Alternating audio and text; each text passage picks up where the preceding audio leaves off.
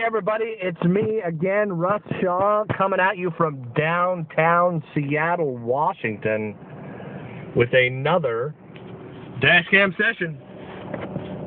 I wanted to do this session to branch off of something I talked about in the last episode, which is pumped up kicks, right? The queen ants, the addiction under the addiction. Some of the fuel in the tank that has us, going back to using, again, whatever your drug of choice may be. There's always a motivator that brings us back to the comfort of home or safety or whatever the thing is telling you that it serves you with. So, anger is a big one underneath that. Bitterness. The Bible uses the word bitterness as kind of another root underneath anger, that we just figure the world's going to go our way all of the time. And a lot of that bitterness just leads to defilement, right? Jesus talks about it. It's what comes out of a person that defiles a person. The reactions, how we flow in our life, what we do.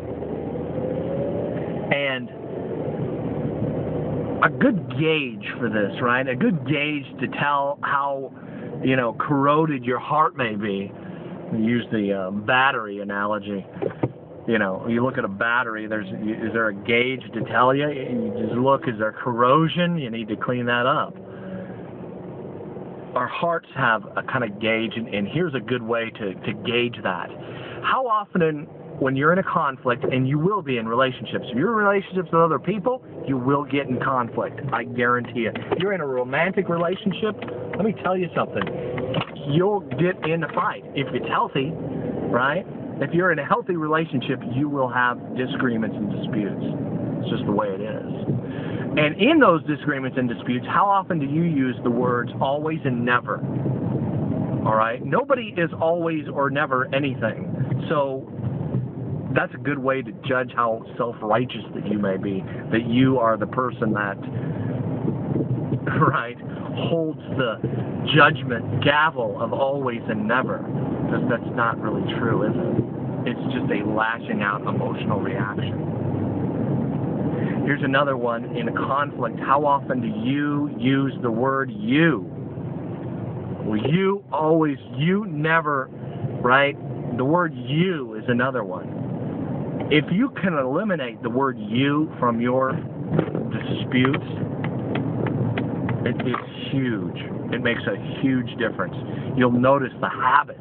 I notice the habit that I have in saying you, trying to blame shift, trying to get it off of me, and constantly, man, here's the deal.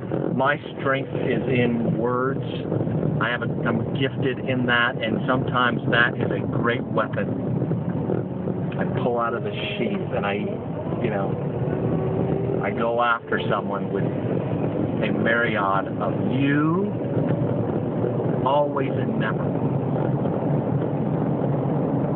Removing those words from conflict is huge. And it also shows how corroded your heart is if you do that a lot, use those words a lot. Love you guys. I mean that sincerely. Later.